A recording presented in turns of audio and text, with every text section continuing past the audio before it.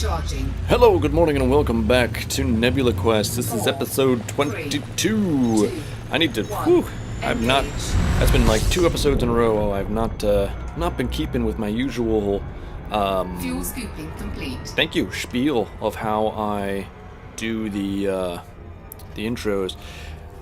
Needless, pointless, blithering. Let's look at our fuel gauge. Totally full. It's amazing. And while I was floating around in the upper limits of that solar entity, picking up lots of beautiful fuel of some unknown thing. I don't know how it works. Anyways, as I was refueling, I did do a little bit of exploring. I kind of lied.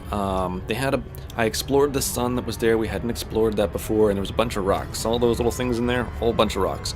This, too far away to explore, so I didn't do it. So we're going to start off our beautiful 22nd episode, heading towards this guy on our way to the Horsehead Nebula, as we do. We're going to fly past this thing, because I'm not a very good pilot. Wow, I'm just gonna do it. And we're just gonna come back at it. I need to learn how to do aggressive S maneuvers to shed speed, the way that the old space shuttle used to do that as it came in, because it would just glide in, had no power or anything like that, and it would just do a bunch of really aggressive turns to shed off speed, so that it could come from. Well, after, all the re-entry, compression, slowing down when you hit the atmosphere, you're still going too fast to land safely, so you need to slow down, and it would just make aggressive turns and use air resistance. It's do you guys even care? Alright, let's do a dubstep scanner real quick. Holy crikey. I don't know what I was going to say there, but whatever it was, holy that. So let's turn around and we'll take a look at that. Ooh, this actually looks like it's got like some pieces to it. It looks like it's more than just a big old ice ball like that. Actually, it kind of looks like there's a whole other star over here. Huh, how about that? So actually today, one of the things I wanted to talk about is the future. And what... more specifically, the future of technology, and I should say the close future of technology,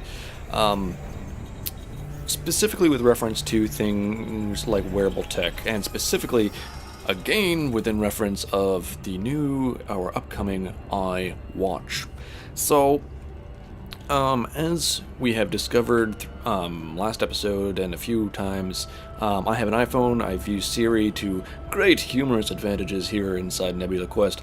I don't use an iPhone for any specific reason other than I've been using sort of Apple products, like Apple mobile products, for a long-ass time now, and switching to anything else is a major hassle. I'm in Canada, so we didn't have the first iPhone, so I never had the first iPhone, but when the iPhone 3GS came here, I switched to that. I should say, I switched to that, because before that I had a cell phone and I had an iPod Touch. Yeah, so it was kind of a pain. Yeah, so I was really just looking forward to having one device to rule them all. What is this? What is this weird place? Look how weird that looks already. It's got a bow tie on it. Wow. Wow. So you got yourself a couple of... It's just like Saturn, but it's like it's a gray Saturn.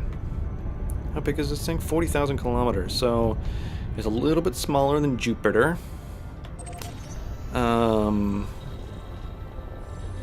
Wow, that's a good size, cool. Look at this, all gray and blue. That's fancy. How fancy is that? And so, I've considered a few times switching over and doing, like switching to like an Android device or something like that. Not for any real reason. Not, I'm not anti, Apple or Apple devices or anything silly like that. It's just maybe I'll go try something new kind of a thing. I guess I really do need to bug out here. Meow. But at this point though, like just switching, like, okay, so we've got all the apps and things I've collected over the last whatever it is. Was it 2008 or 2009? So let's call it 6 years. 6 years worth of apps that I'd have to replace if I switched over. But then even just the hassle of like going through and like having to manually transfer over all of my contacts and things like that, because it's not like I store them on the SIM card. I mean, they're stored in memory or in the cloud. So there's a lot of just like little pain in the ass things like that. Yeah, I just it would be kind of a hassle. Anyways, let's just, all of this stuff aside. So of course I go on this. Oh, iWatch, right? So like I said, so I've used Apple products for a while. Wearable tech is the future of personal mobile devices. What the fuck is this thing? How big is this? 75,000 kilometers? This thing's like a small damn sun. That's like massively massive. Whoa, whoa, whoa, slow down, slow down, slow down, slow down, slow down.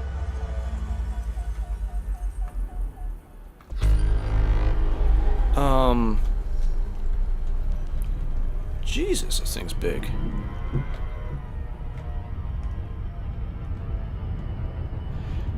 So it's actually in a binary system with that other nearly Jupiter-sized thing, but this is the center of that thing. This thing's damn near, like, this thing's got to be just about pushing the bounds of what's possible for a planet. It's awfully pretty, though. Gotta say, I'd hang that. I'd hang that on my ceiling. All right, let's get a mosey on here. Oh, I didn't set up anything to go anywhere. You know what we can do? You know what we haven't done. Let's slow it down here. Let's get really close in to these rings. I love these ring systems that they've done here in Elite Dangerous. Anyways, yeah, so we've had Google Glass. Google Glass, as we know, as well, maybe we don't know, but Google Glass has been kind of shelved. Google's kind of just shelved that for the moment. It's not sure what it wants to do with Google Glass at the moment. It could be argued that it hasn't been a terribly big success for them. I think most people are just a little bit worried about what Google Glass is or will be, and specifically, like, they're worried about, you know, things like people taking pictures of them all the time or whatever, for whatever stupid reason. But because the pictures aren't being taken 1,000 times every minute, anyways, you know, because whatever. Anyways, without getting into Frameshift drive charging. ideas of personal security, yeah, so wearable tech is the future of things, so watches and things like that, and tech is going to be getting smaller. Our cell phones, as we have them now, are really only going to be... One. Engage. See, that one was just one. That was just one. I didn't even get a 2-1 on that one. I'm telling you, one of these times it's going to be like, here we go. But soon, I imagine that we will be pushed to a... sort of like an iWatch kind of a scenario where we have an iWatch and you have a tablet. You don't have a cell phone. You only have those two kind of devices. 14. Wow. Big system. I'm going to just grab a little bit of fuel here. That's right, 73. We're in good shape. That's fine. I can maybe just pick up a little bit more. There we go. Get back to 17, 18. Blanks a second. Oh, up into the 20s. I don't really need to do this, but I mean, we were just so recently in full fuel. And okay, let's duck out. 90% is good enough for me. I want to see if there's actually a fuel scoop disengaged. whatchamacallit in this. Ooh, what? Okay. Yeah. Just that was fun. That was fun. I don't know what just happened, but the whole system just really cranked out on me there. Let's get these guys explored. What was I gonna say? Don't recall. I'm sure it was important and relevant. But, Oh, right, so, yeah, so we'll have cell phones are really useful for making phone calls and whatnot on, but nobody really uses them to make phone calls, or really not as much as they use it for other things, like surfing the net or just sending and receiving text messages. If they can move text messaging to a voice, like if they can get voice recognition software kind of thing working well enough that the bulk of your texting can be done through a audio interface, but certainly for outgoing stuff, what we will see is we'll see most of our usages of, like for text messaging and things like that, you can move to a watch, where you can read a text message on your watch fairly easy, as long as they're brief. I have a problem of sending long text messages, so that might be a problem for watch size things, but this is why you have the tablet. And then other surfing needs and whatnot you'd have your tablet for. I also imagined when tablets first started kind of popping out, I really was expecting them to be a little bit, I was expecting to be the smaller ones to be preferable, solely because they'd be easier to handle, and that you could have things like everything on one device. The pain in the ass thing is that we really want everything on one device, but we don't all want to have a phone that's the size as the iPhone 6, or indeed, or the Galaxy, what is it, Note, or is that the big one, or the, what else is fucking huge, an iPad, even the iPad mini, it's very large, but at the same time, it's something that's a little bit more, tolerably sized compared to having to carry around a iPad all the time. I don't know, it's very confusing. Anyway, the point is this: wearable tech is the future of things, having things like, but at the same time, it's so, especially with the iPhone watch, one of the things that bugs me the most with it is that I had a few things. Like, one, I don't wear a watch regularly, partly because I have a phone I'm always pulling that out and not looking at my watch. I also have, historically, I've had a problem with things on my wrist. I've had a Fitbit more recently, and I should say I've had a problem with heavier things on my wrist, things like watches, because I've used to have bracelets on all the damn time, but like metal, like copper chains, things like that, because I was a weird person. Can I actually get to within 5 of this thing, or am I gonna burn up? I think it's on the other side of the sun. I just need to pop out over here. There's a lot of things in this system. I don't know if we're going to explore them all or not. Okay, so let's slow down. Fuel scooping. Look at this, perfect. And we can scan, and we can fuel scoop. This is the way I discovered everything in that last system. But yeah, so I don't wear a watch regularly or anything like that, because I have had a problem with heavy things on there, and I've had a Fitbit more recently, but at work, I'm constantly worried that it's just gonna flip off, because I was doing some things, and for the most part it was fine, but every once in a while it would start to undo a little bit. I'm worried that I'll be doing something and then I'll lose it. I'm worried about losing it. And a Fitbit, wasn't cheap at $120 or whatever the hell it was that I paid for it. An iWatch is significantly more expensive, starting at $450 Canadian. So obviously I expect that it's going to be less likely to come off my wrist, but at the same time, would I be buying an iWatch for mostly the same reasons I have a Fitbit? I don't know. It's just the amount of tech that's in it doesn't seem groundbreaking yet, and then the bigger issue is that, in 2 years' time, they're going to come out with another one, and most people aren't spending $450 every 2 years, or let's just say $225 a year on a new watch. People aren't renewing watches that often. Most people have, if they have, say, a Rolex, if they happen to have a watch as nice as a Rolex, they have one of them. Many people have more than that, obviously. These are the people who would be buying the $18,000, whatever it is, iWatches, which is a fucking ludicrous price. I realize they did it so that for the exclusivity, so that they can say, hey, this is a thing that's purely for, Fuel scoop disengaged. exclusive, so customers can feel exclusive wearing it and whatnot. But Jesus Christ, really, $18,000 for something that's going to be replaced very soon, and that the tech is going to wear out. Not going to wear out, but it's going to be outdated in like a year's time. It's going to be fucking useless. Well, not useless, but it's going to be outshadowed by other things. And if I were being honest, I really like the look. Like, for myself, I prefer the design, like the look of the is it Samsung who does that watch? Who does the other who does a watch?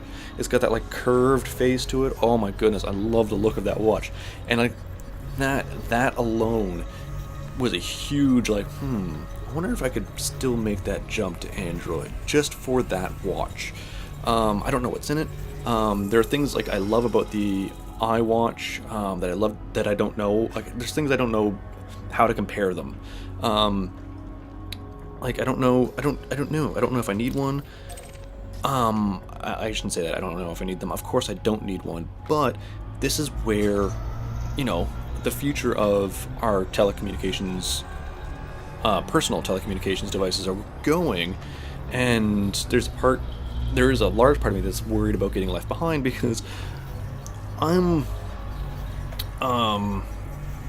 in the older section of the millennials. I'm 32 years old now, so I think I'm still classified as a millennial, but I'm in the old man level of millennial. And it's like, I remember a time before everybody had cell phones, before the internet, and I went through a good section of my early schooling with that, like computer classes. Like, nobody used a computer. Like, there were people, when we started doing computer classes in my school, there were people who had never, like kids who had never used a computer before. I mean, it's unheard of now. It's just unbelievable. When I think back to it, it's like ridiculous. But knowing how to install a piece of software on a computer when I was in grade school was like super high, like levels of proficiency in computer use, because most of the adults didn't have that level of skill. And frankly, and I'm not saying installing, software on a computer was any harder than it is now. I mean, we were still dealing with, I don't know what computers we had. They were Windows-based machines, I think, actually. We did have a couple of Macs. I think there was a couple of, like, the old Power Macs. What were the ones that had, like, the colorful cases on them? Or maybe that came later. I think that came later. I don't remember. But, lock destination. The point is that kids now generally are growing up with technology and the internet and information in a world. They're growing up in a world that I can't even actually fully imagine myself. And even as part of those technologies, as I often feel, I will never have the grasp or the ability to grasp the things that these younger people, even younger millennials, can natively have. Like, there's things that, as an elderly millennial, we must go out and just attempt to do, like Snapchat and things like that, and see what the kids are doing. That's the sort of thing. It's like, those are like, damn kids. Like, it's within a single generation, there is already that split. That's how fast technology just moves so damn fast. 32 is like younger than it has ever been, but at the same time, compared to the 18, 19, 20-year-olds, it's stupid old. It's fantastic. I mean, it's almost like 18, 19, 20-year-olds are younger than they've ever been in the history of history. And 30-year-olds are like, equally young. Like, 30's the new 20. Maybe I'd say that because I am 30, but maybe because it actually is. But 30's more the year. You start seeing people starting to get serious about their lives now when they, they hit 30. It's not in their 20s. Everything's very, relaxed, and you got lots of time. You're doing university. You're having fun. And then 30, you're like, oh shit, get a job, find a wife or husband or partner, and raise a couple of kids or a dog. Maybe get a cat or a chinchilla, or if you're really nice, a cheetah. And then you will let me come and visit your cheetah. I don't like cheetahs. It's nothing personal. It's just I like them. Unexplored. But what was I going to say? Something important. But yeah, so I'm worried about getting kind of left behind, as it were, in the wearable tech thing. I was like, okay, so if I don't get on it now, like even one of the most interesting ones for me is if you see somebody who's 20 to 30, we'll say, in that age bracket, use their hand to make the a symbol of somebody on the phone. They do the pinky and the thumb thing, and they put it up there, like the old phones where they had the hearing thing and the I need to like do some photos or something like that so I can post it on the screens, or just find some on the internet or something useful so I can illustrate this a little bit better. But young kids, they're used to things like iPhones, so they just put their palm like flat against their face, and that's how it's a whole new way of signing, phone. This is how you sign phone in the modern age, because this is what phones look like. They look like your hand laid out flat, not like, your thumb and finger, like they used to in the olden days when people had their phones in their shoes. That's it. Get smart reference for those who are much older.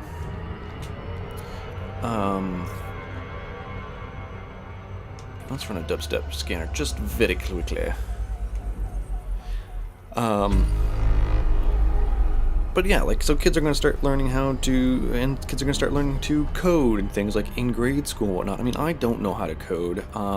That's not something that was pressed on me as being important when I was younger.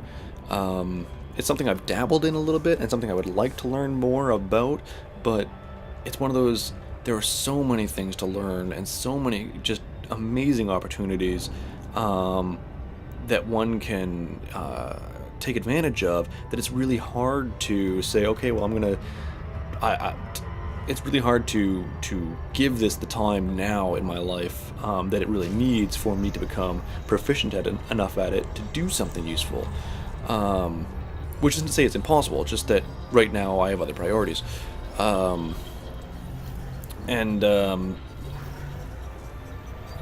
that's just the truth. But if it was one of those, hey, when you're young and you're being forced to do it in school because that's just the way it is, I mean, imagine all those stupid, I think of all the stupid things and I do think of a lot of things very often where I'm like, fuck man, I really wish that I knew how to code anything occasionally, so that I can I just want to fix this thing, or I just want to do this one little thing that if I could just create a macro or something. I love the word macro. I'm I want to be able to take a bunch of operations and make them very easy that I do every day and just make it easy for me. I mean, if I could set up some macros for some of the YouTube shit I do, so I can just be 2 clicks, click, and then have my info pasted into a thing, or I don't know, but man, yeah, if I could do that, I'd time saver, but don't even know how. I don't honestly, as far as I know, I think I know what a macro is, but that's where it kind of ends. I have an idea of what this is supposed to be, and I don't know how they work in real computing world. I know that they do work. I don't really know how. So it's just, I don't know. It's a whole new world that is evolving. I'm here, but I'm on the outside of it. It'd be kind of I'm sure when cars started coming around, and there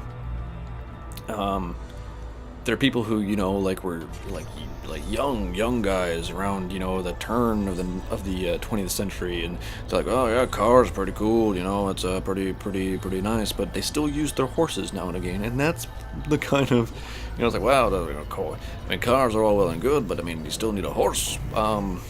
It's a really bad analogy, it's not very analogous to what I'm trying to say, but I'm gonna do another one of these.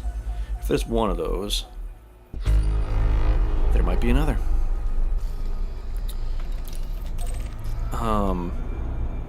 Is this like the Kuiper Belt? Is it the Kuiper Belt? Now I say that and I'm really not sure that I'm using the right word. It is. I think it's Kuiper Belt, isn't it? The one that's sort of between Mars and Jupiter?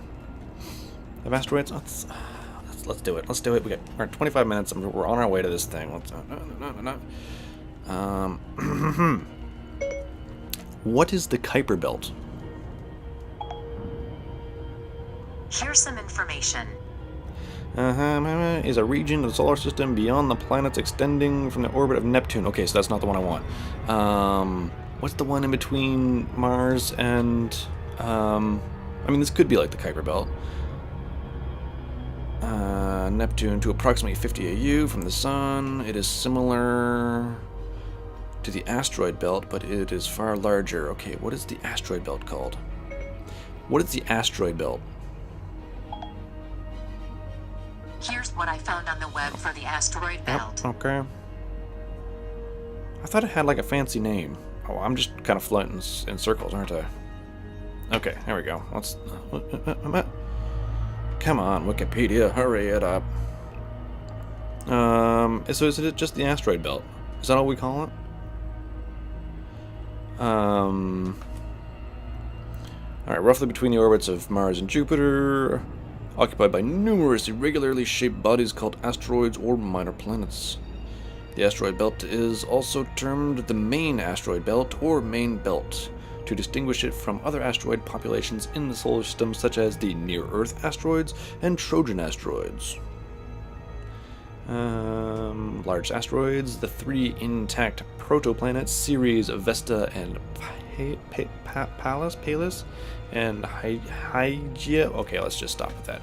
We're floating past things. We're not doing our jobs. We're trying to read Wikipedia, not fly, and we're running on 30 minutes again. And I really am not super pleased by that. But hey, it's actually really weird because I'm recording this like the day after I recorded like this. So today in real time, so this is Thursday, we had the midweek Nebula Quest come out. I recorded that episode yesterday because, you know, totally on time all the time. And I'm getting this recording done today for Sunday because Thursday, Friday is my usual recording time for it, but it's weird to be recording it day after day, like one day after another. I don't know. It's very strange to me. You guys won't even notice the difference, but I notice the difference. Come on, explore. Jeez, I'm making a career out of it. I'm gonna sip of this space coffee. Noden's space coffee. All right, one more time. If it's clear, we're clear. It's clear. All right, so let's slow it down. Let's take that off. We're gonna park it way out here in this cold area. But yeah, so I don't know. I just don't know. Part of me is like, well, do we wait on the iWatch or what? I mean, it's a lot of money, and I got some other things. I want to replace my motorcycle helmet, and that's gonna be like expensive. Because, yeah, but, I don't know, I mean, $450 for a watch that, you know, you don't usually wear a watch, I don't know, it just seems, I think it's like an iPad. I think I'm going to wait until I am more convinced that I could use it all the time, which is what I did with the iPad. I didn't have an iPad for ages and ages, and then one day I realized, you know what, I actually probably could use an iPad, and I actually, like, I inherited, we'll say, no, I didn't inherit, I took my dad's old one, of all people. He had a first gen one, and I used that for a good long time, and but the second that I had it, I just used it all the time, so I don't know, it's one of those, like, I might use the watch, but I might not, I don't know. Does anybody know? Probably somebody knows. Right. Well, this episode is just completely stalled out, so I'm gonna end it. It's about 30 minutes, roughly. Until next time, Shalom, I love you. Good night.